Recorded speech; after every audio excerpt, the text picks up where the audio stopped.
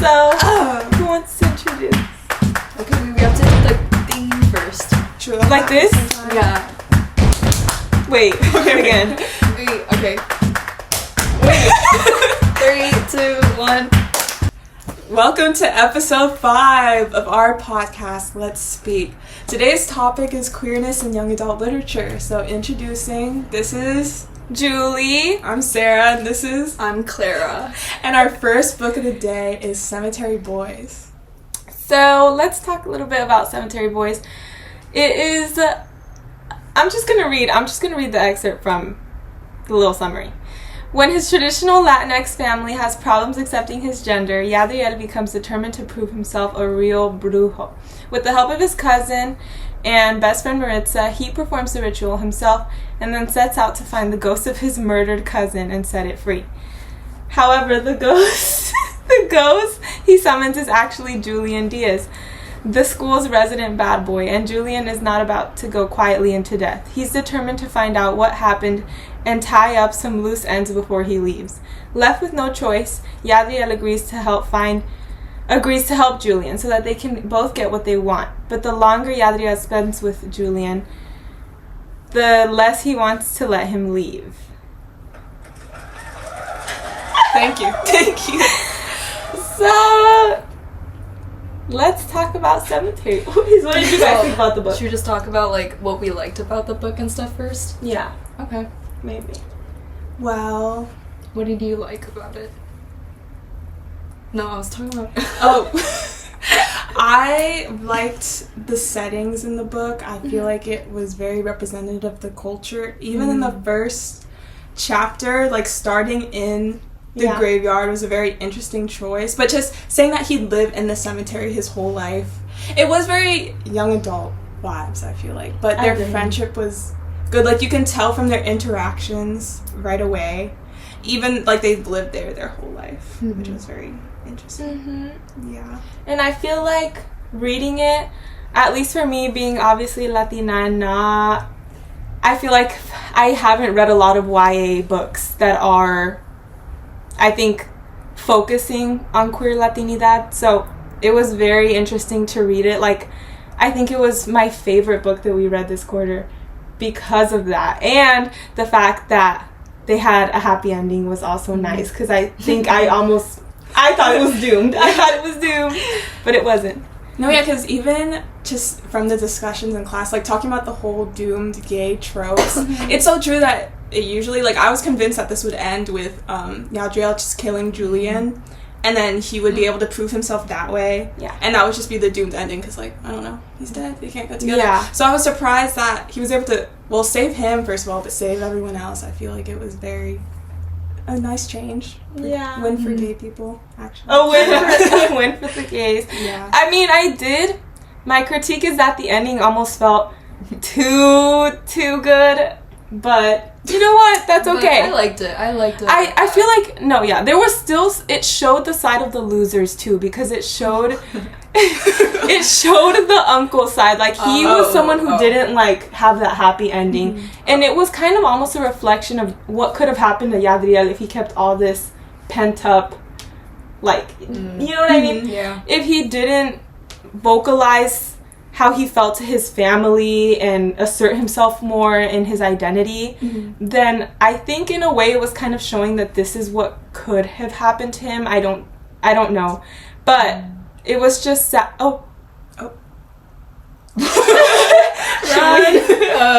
Wait, is it gonna keep doing that though?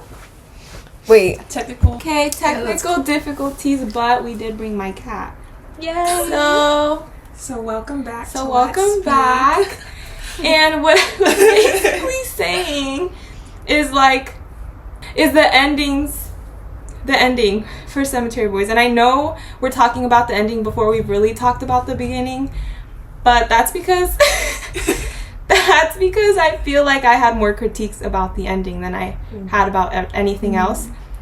And yet I still feel like I liked how everything ended up, just because there was a side of that there was a sadness to it with the uncle. I was actually really sad when he took him away, because it's insinuated that not only do they die when they're dragged to the underworld, I forgot exactly what it's called, but they're essentially like in a tortured state the whole time that they're down there. So yeah, not fun. Yeah, but I was gonna add on to what you said, because I feel like it's so true that he could have ended up just like his uncle. Like, they were very similar in everything, just because they were both outcasts, and they understood that so well. I was a little bit kind of surprised seeing that he was the traitor, just because they had such a close relationship in the beginning. Somewhere in the first few chapters, they have a conversation, just the two of them, where they're able to relate, and he feels super seen because he also appreciates like his true identity. But then, I don't know, later, because he's able to accept himself and come into his power. So it is sad that like his uncle was just cast away like that. Because you said that he was like one of the only family members that like really supported Yadriel like publicly. So yeah, that was kind of sad. It was a backstabbing moment. It was I kind of guessed it at one point, but Really? I did guess it like middle of the book. It's because I think he was at one point talking to the dad about something, almost to make it seem like he was advocating for Yadriel, but the dad reacted in such a harsh way that I felt like it was actually just a plot. So I don't know. I had a feeling in that moment. Plus, they kept talking about the missing dagger thing, the jaguar dagger, or I don't remember exactly what it's called, and that was kind of a giveaway. But yeah. It's just sad to see, like, at the beginning of chapter 23, it says Yadriel didn't want to hurt his Tio, he just wanted to make him stop. So it's not even like he wanted to harm him, because he's his family member. Sad. Yeah, I feel like family was such a big theme in this story, too, because they were able to create a found family and have each other. And, like, be honest with each other as well, because he's been hiding his identity for so long. And I feel like a lot of queer kids don't have that either. Yeah. So.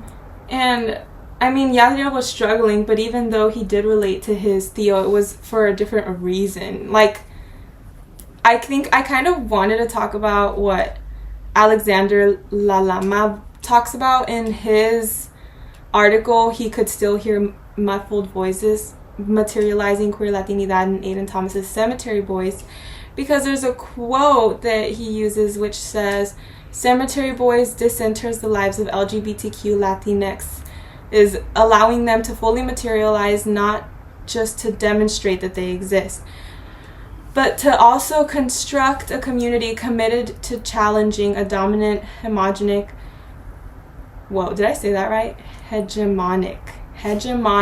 heterosexist Latinidad, forcing Latinxes to see how they, too, have contributed to the destruction of members of their own community." That was, like, a big theme in the book, that Yadriel couldn't talk to his family because of the long, like, traditions that they held surrounding being a brujo and what it means to be a brujo, and feeling like Yadriel even had some doubts about himself, even though he got this, like, what's the word? From Lady Death? From Santa Muerte? He got the validation from her, but he couldn't get the validation from his family, and that was holding him back. He almost, as headstrong as he was about who he was, I felt like he didn't fully believe in himself. My God. I really like the Cemetery Boys because it just kind of touched on, like you said, like, family was a really big theme in this book, and I liked how the theme of family, not family of theme, the theme of family kind of also connected with the holiday itself, Dia de los Muertos. Like, I think it's just like how it connected was so... Wow, it's so unprofessional. Sorry. Keep going, Clara. The way the two connected was, like, really, like, nice to me, and I was personally not really aware, like what the holiday was really about, so I thought it was nice that I got to learn, you know, like, about another culture, and I just thought it was nice that, like, I didn't really see the twist coming with the uncle and stuff, because, like, I thought the central theme of family was really important in this book, and I thought that it was low-key just gonna be, like, a really happy ending where Julian comes back, everybody's just happy, but then it turned out that the uncle was the bad guy, so I was just kind of surprised at that, but yeah. Yeah. Yeah. Yeah, because I think it was sad. I mean, knowing that his mom passed away, and she was the... Oh my God. She was kind of the glue that held them together. She was the only one who was... her and the uncle, but mostly the mom, advocating honestly for her son. You know what I mean? Mm-hmm. He didn't have his mom growing up. He talks about it a lot in the beginning and how he feels like she knew him, or not that she knew him, but she was able to understand him really well. And that was nothing that, even though he got that support from his friend, what's her name again? Maritza? Cousin, yeah. That it just wasn't the same, but seeing the family values was really important. It wasn't even that. Oh, that's where we can talk about Julian, because even though I think he felt some kind of understanding from Maritza and from his mom, there were ways in which they would never be able to understand him. For one, Maritza could take her position as a bruja, or what? No, what are they exactly? There was, they were like, as a healer, she chose not to take that position, but he desperately wanted his position. It just felt like he was excluded from it, from the family, and the mom, and they also couldn't understand him because they weren't queer, and he is, and I think that's why Julian plays such an important role, because he is so confident about who he is. He's so, like, he doesn't really worry about what other people think, almost. Yes, he does, but also, no, he doesn't. Yeah. That's what I have to say about him, because, of course, he cares about the people he's friends with. Like, he feels protective over them, and he cares about what people say about them, but at the same time, like that quote he had written in Spanish, hay niñas con pene, niños con vulva, y transfóbicos sin dientes. That's a very, like, I was gonna cuss, but I can't. That's a very, like, F everybody who says otherwise kind of thing, you know what I mean? And so he just goes into it, and I think changes Julian's world in a way that his mom or Maritza were not able to understand. Because Yadria is queer, and yeah. And yeah, he changed. Thank you again. Yeah. I forgot.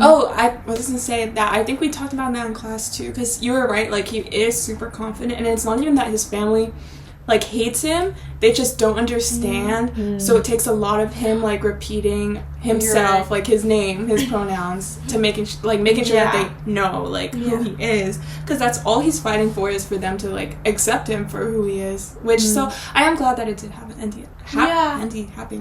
And you know what I'm thinking about when you said that? Kind of like the parallels between Julian and Yadriel. Yadriel has such, like, a family that sticks together, and they love each other despite them not understanding Yadriel's identity. Whereas Julian doesn't have any family, like, really. He doesn't have any family except for his friends that he made himself. And, like, even though he doesn't have any family, he's very... I think it's actually because he doesn't have family that he can make choices for himself more, and just, like, not feel the burden almost of all this. I don't even know how to explain it that much, but not feel the burden of living up to their expectations, basically.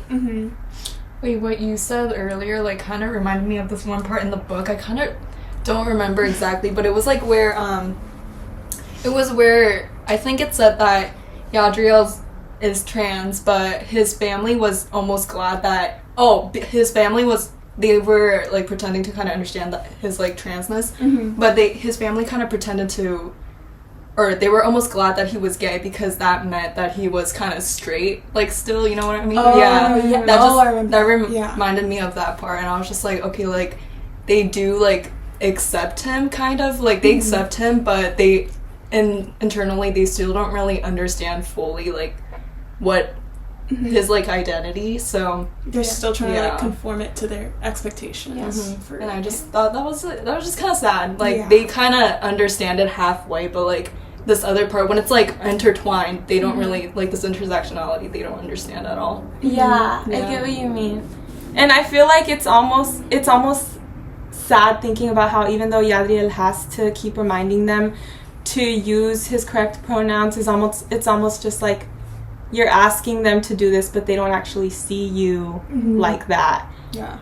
And the more that they keep messing up keep using your dead name, which I loved that the author did not include. Even put that was like anywhere. Like just that was really good. And it's also kind of interesting how they use. Like I was reading Alexander's the article I was quoting earlier, and it just talks about a lot of dead words, like a lot of words, like ghostly. So much of it is he uses a word disinterred, like bringing up something that's buried. In that way, it's kind of bringing up Latinidad voices that are basically buried, and those are queer voices, basically. That reminds me, this is like a pop culture moment, but like it kind of reminds me, I watch TikToks and I see like trans TikTokers, and I just hate when the comment section of their like TikToks, it's like not even related to their identity, but it's just like filled with comments like, oh, like what did you look like before you transitioned and stuff like that. I feel like it's just so disrespectful, and like it's just so common to see that, like books like these really show that like, it's like not okay to disrespect people like that. You don't need to know this past thing if they don't want. They don't want to share it, so it's fine. Yeah, because that's not even like who they are. Or want to be, so. Yeah. Should we talk about Julian? I think he was very accepting of Yadriel, because I think he was scared at first when with their initial meeting to even like just be confident in talking to him. I forget the moment. I think they were walking together and he either noticed his pronouns being used or something about the binder, and he was like scared of Julian's reaction. But then Julian kind of just like shrugged it off, was just like, oh, okay. I think it was the pronouns. So he was like he, and then Maritza came in and was like, yeah, do you have a problem? And he was like, no. And then they just continued talking like normal. Yeah, it just went on. I feel like, he was able to accept him. Yeah, and I think even Yadriel was expecting a different version of Julian at first, especially because of all the rumors that surround Julian at school about how he has this bad boy reputation. He's in a gang. He's doing all of this. And I think this talks more about the whole criminalization of youth that we have going on in the novel. And my mind keeps forgetting what I'm talking about. No, because they were left without a home, right? Like his gang of friends. Julian. Yeah, they were all left without a home, and I say at one point I remember telling them about my theories of what could have happened to all these missing children.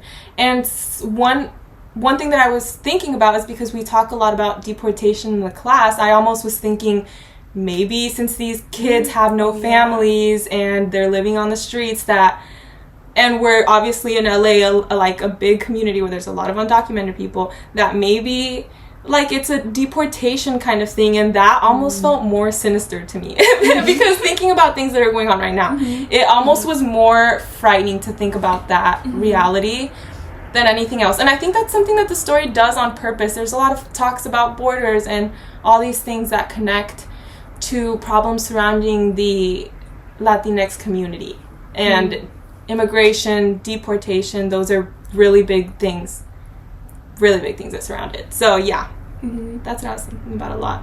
Yeah, because I think the uncle at some point too was like, oh, I targeted him because no one would care.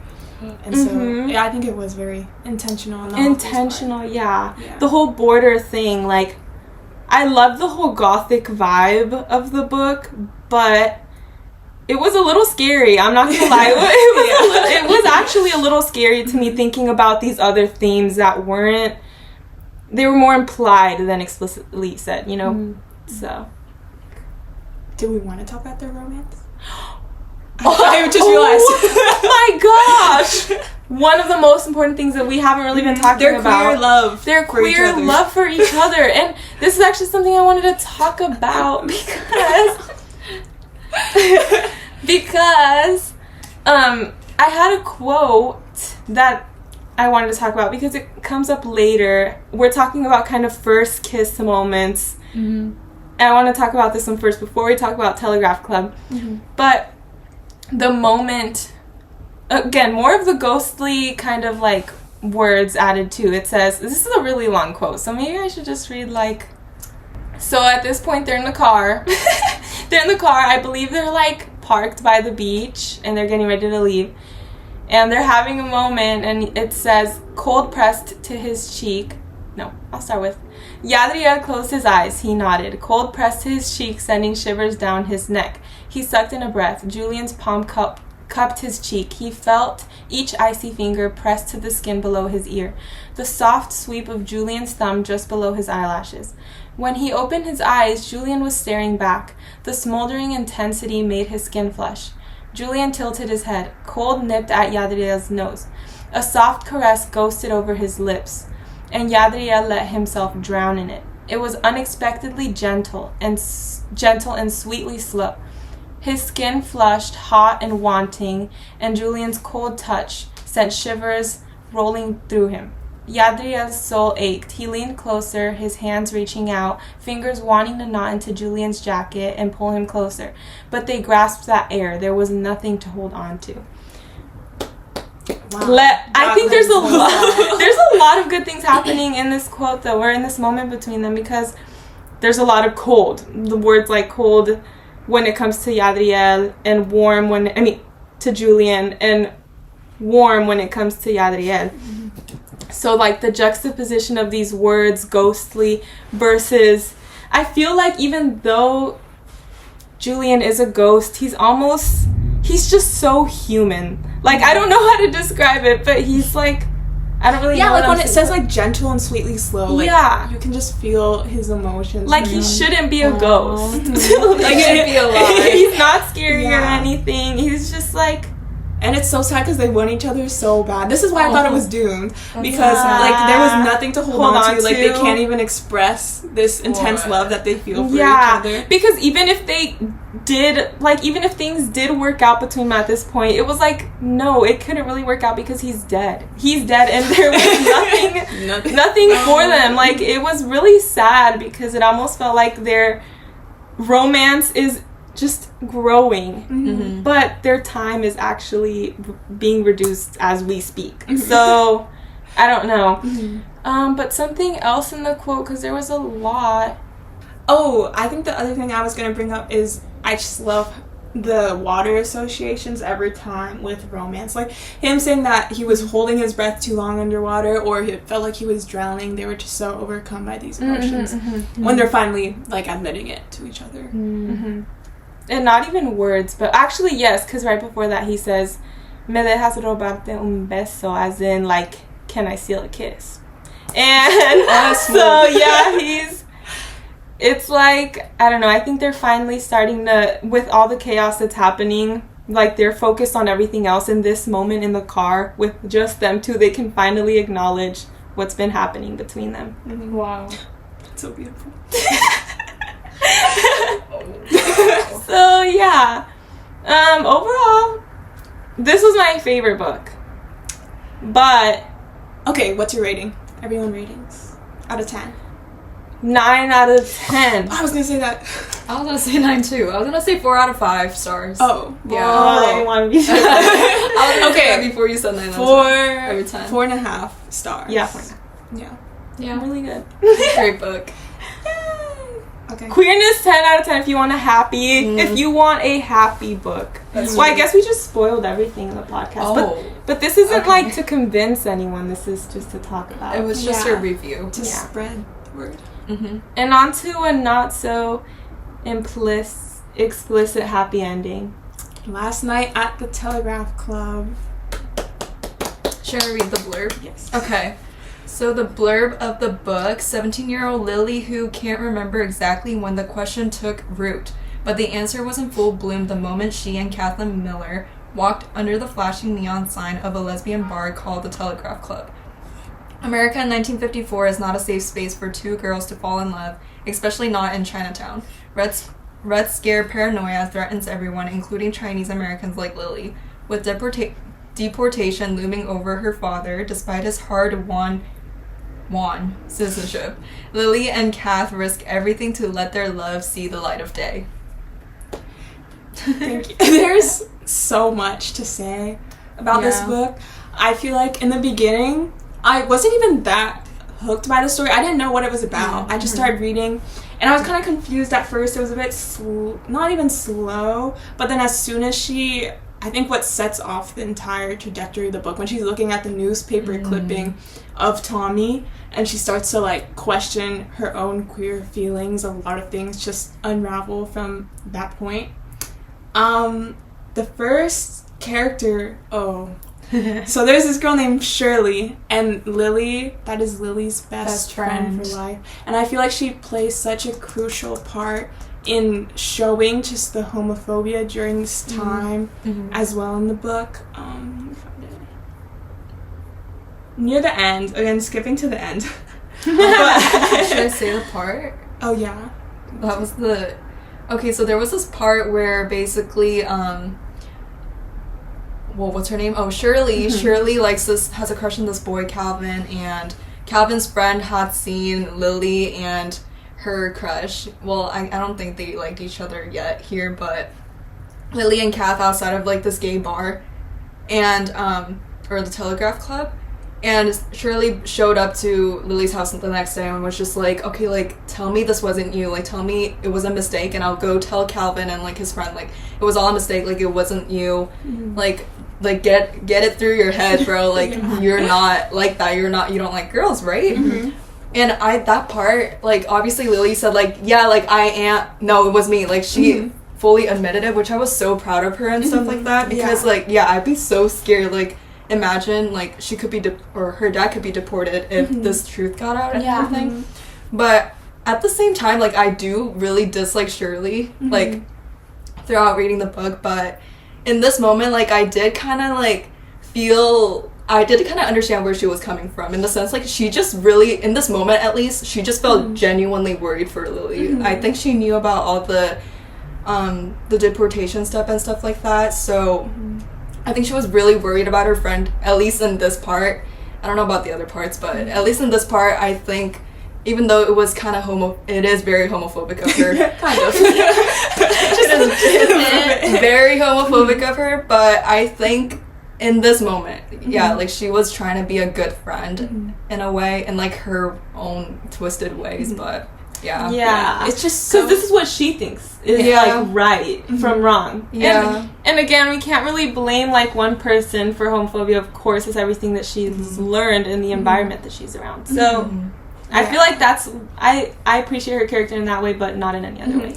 Because again, the community has such, like, expectations for these girls. I mean, a lot of people, not even a lot of people, but Lily talks about her wanting to pursue, like, science and math and wanting to go, like, to space and everything, and even that for this time it was just crazy for a woman to want this. So then for her to even like other women was really not good. And Shirley did try to warn her, but it just got I just hated at the end when Lily reached for her, and then Shirley kind of recoiled, and she seemed disgusted, and she thought that, like, Lily being gay meant that now, like, oh, she liked Shirley in that way. Canon event. Yeah. Which, you see that even now happens a lot. So it was just so sad, because that was really Lily's only friend that she had to talk to all the time. That's so and sad. She lost that connection. But I also think that Shirley wasn't really a good friend from the beginning. Like, she was just low-key really rude to Lily sometimes. And why was Lily friends with her? Because they were childhood friends. Like, they were forced to be friends. And, like, I feel like, do their parents know each other? Yeah. Right? Because they could have had other friends, but it's like they were also expected to be friends. Like, I get it, because they lived near Chinatown, and, like, their parents know each other. They're both Chinese American. I kind of understand, like, why they've been friends for so long, and Lily, like, didn't try to leave her, even though she was, like, really rude even before she, like, came out. Like, Yeah, but I don't tolerate Shirley's behavior. I don't tolerate that. Yeah.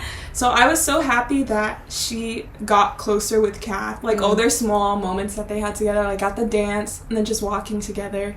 Or even, like, Kath giving her the space journal, too. It was just so sad. That's so cute. Yeah. Them being... Because I was convinced, I was like, oh, maybe this one will have a happy ending, too. And then right when it seems like, oh, they've gone close, and they're just gonna be in the secret relationship, Kat gets arrested. And then after the whole Shirley thing, she has to come out to her mom. And I was just so upset by this because her mom, she says, "You are young," her mother said harshly. "You aren't even 18 years old yet. Sometimes girls have these ideas when they're younger, before they meet their husbands. Girls love their friends and mistake that for the love they'll have for their husbands. It only becomes an illness when you won't let go of the idea." So even her parents, like, they have such that trap mindset of, oh, like, this is a phase, like, you'll get over it. You just have to tell us, like, you don't like women, like, this isn't you. So yeah, I was very proud of Lily because she realized that even if she did lie to them, that she would just be stuck living that lie, and they would know either way. So she was still able to be herself in the end. Like, Kath gave her that confidence in knowing who she is, because at the beginning of the book, when she found the book in the bookstore called Strange Season, like, her at the beginning just knowing nothing about queerness, at the end to her being able to accept herself, I guess that was, in a sense, at least a little bit of happiness for the story. Yeah. That just kind of reminded me how, like, I guess it's like, is it just Asian, like, parents, maybe? I don't know, but how, like, parents, when their kids, like, come out, they're, like, extremely homophobic, they're like, oh my god, this is an illness, like, I need to send my kids to a home where there's, like, a bunch of other gay kids. Oh yeah, like, yeah, that's, like, not a good idea. Now that they'll fix their gayness, like, okay. But I think it's, like, maybe it's a theme in all YA literature, maybe about characters finding themselves, or, like, you know, but it's just like Cemetery Boys. It's like they both find themselves and their identity. They feel more headstrong about it. So, but the stakes in this book just felt bigger. Like, it was weighing on me. I felt like almost an anxiety with Lily because the threat of deportation felt more real, crazy, and all of this stuff that was happening, like, there were serious consequences about it. Yes, in Cemetery Boys, like, there was a consequence of everybody dying, but it didn't really I didn't really feel convinced, you know, about it. In this one, I was really nervous. Yeah. I think you're really pushed into the setting, too, because they have the timelines of, like, real events and then the fictional characters. Exactly. But then even the locations, like, just being in the Bay, like, they list a lot of places that you can recognize. So just knowing that felt scary. And then every time Lily went to the club as well, she was so secretive every time, like, being careful. And that did end up, like, having real consequences at the end. It blew up in her face because someone saw her. So, yeah, the stakes were very high for them.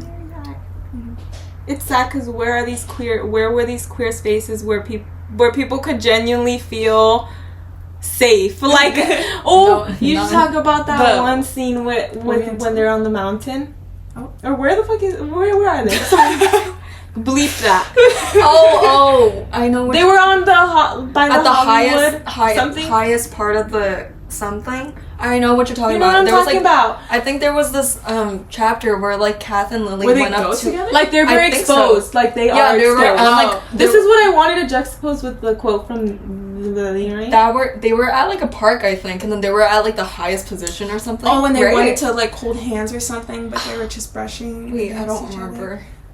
We talked about it in class, but the Telegraph Club is a space for them, but it's not really a space for Lily. Yeah, because she goes there and she feels like an outsider still. Yeah, and that's so sad. It was so sad. Like, what was said to her? Basically, like, they met, like, another couple there, and they just kind of said, they went up to Lily and they were like, oh, we don't see many Orientals around here. Do you speak English? Like, they just kind of assumed that Lily couldn't speak English because she was Chinese.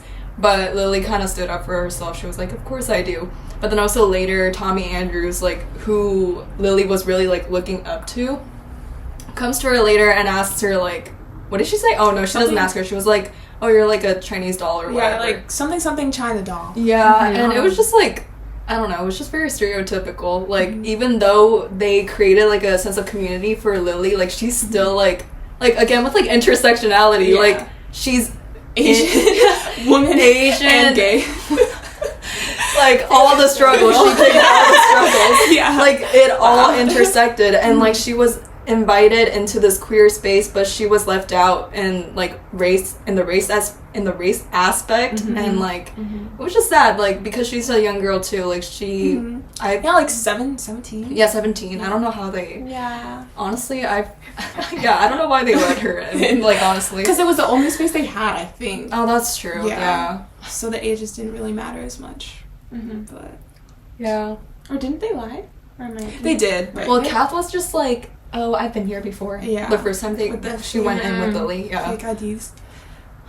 Final remarks. Minority representation. That's true. Yeah. Like, you see yourself. Because Lily didn't have that. She had to find out from a bookshelf. Imagine, like, Lily saw that. Yeah. Lily read this book. Yeah, if she had these other... No, that's actually amazing. I love that. Yeah. Yeah, because now we get to read it. Now we get to read it, and we grow up where, like, well, not everywhere, not for everyone, but for a lot of people, where being, like, queer is like, yes, instead of, like, you know? Yeah. You know? Well, I think representation in especially, like, young adult literature is important because that's the stage where we're, you know, like, coming of age, we're finding our identities. So I feel like reading these books and, like, showing all the different, like, representation in literature can really, like, help one find themselves and, like, really look at all the, not options, but...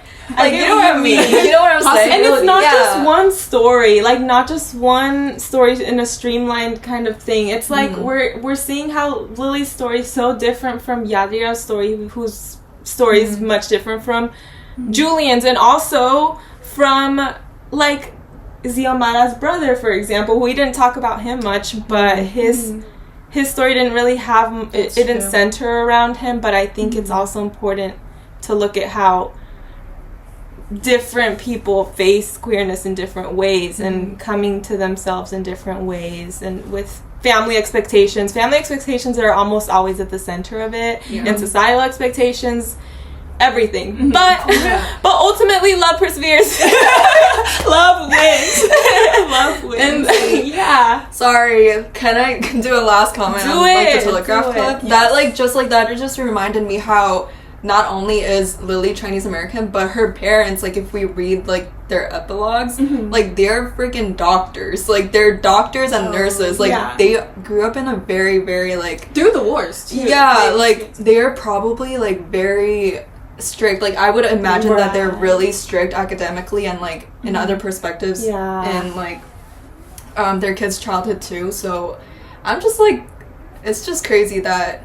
Yeah, Lily, like, went through this. Honestly. It was scary for Lily. Like, there were so many stakes for her. I don't know. But still, she came to a place where she could feel, like, confident in herself, and that's good. You guys are right. That is what's important. Because if a person is, like, growing up and they have a family who has the same expectations, or they don't let them be queer, then they can read in literature and they'll understand. And they're like, other people have families who aren't accepting, but eventually change happens. Yeah. True. So yeah.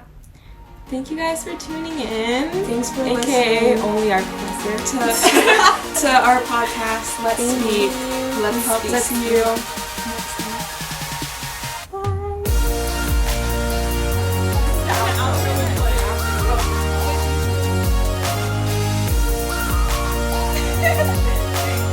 One, two. 1, 2, 3, release them. Okay. I was gonna say that from Cemetery Boys, I really liked... Oh, wait. What'd you say? From the ground. I'm sorry, I love them. Sorry. You're right, this is our other profession. Okay. But god, what do you want from me? Do you have camera, bro? Oh my god. Okay. Okay. Yeah. Should we talk about Julian more? I feel like maybe we should talk about Julian more. Okay. I don't know. Okay, go ahead. The floor is yours. Final remarks. So what is the importance? Were you gonna talk about drown or like water in how I water? thought you talked about that earlier. yeah. Oh yeah. Okay. Well, I just feel like it's important because it represents. Right. It represents queer people. It represents queer